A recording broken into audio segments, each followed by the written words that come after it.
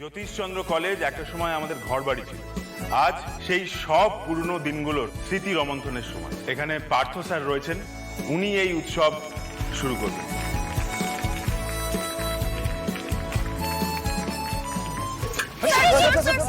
ঠিক আছে ঠিক আছে ঠিক আছে, বয়সটা তো বাড়ছে নাকি, একটু মাঝে মাঝে ব্যালেন্সটা হারিয়ে ফেলি। তোমরা বসো, তোমরা বসো। আপনি আসুন। হ্যাঁ হ্যাঁ, ভয় নেই, আমি ভাষণ দিতে আসিনি। আজকে তোমাদের সবাইকে দেখে আমার ভীষণ ভীষণ ভালো লাগছে। আজকে যে ব্যাচটা রিইউনিয়ন হচ্ছে সেটা আমার সব থেকে প্রিয় ব্যাচ। চলো আমরা পুরোনো দিনে ফিরে যাই, ব্যাস এইটুকুই বলার ছিল।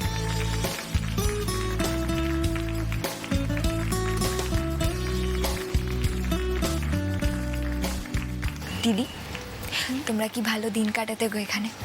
এত বছর পরও তোমাদের দেখে বোঝা যায় সেটা। হ্যাঁ গো ফুলকি, আরে বাবা তখন তো জীবনে কোনো চিন্তা ভাবনা ছিল না, দিব্যি হেসে খেলে দিন কাটিয়ে দিতাম।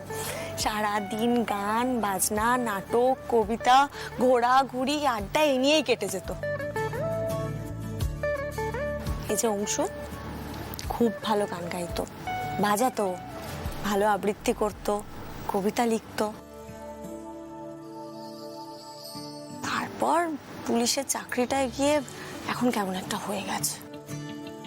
আজকে এখানে এসে কি মনে হচ্ছে জানো তো, ওর না পুলিশের চাকরি করাটা ঠিক হয়নি। একাডেমিক্স নিয়েই থাকতো, ভালো থাকতো, বিয়ে থা করতো। দাদা ভাইকে নিয়ে কত চিন্তা দিদির। দিদি, তোমার কি মনে হয় দাদা ভাই পুলিশে চাকরি করে বলে বিয়ে করেনি? হতেই তো পারে, তাই না?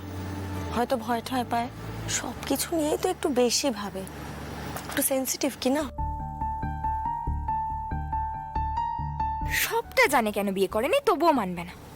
মা কালী, তুমি কোনো একটা চমৎকার ঘটাও না আজকে, আমি বরং ফিরে গিয়ে তোমার কাছে যাব, দিয়ে বাকিটা বলবো। এবার আমরা আমাদের অনুষ্ঠান শুরু করব।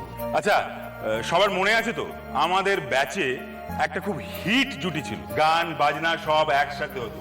কি মনে আছে তো সবার?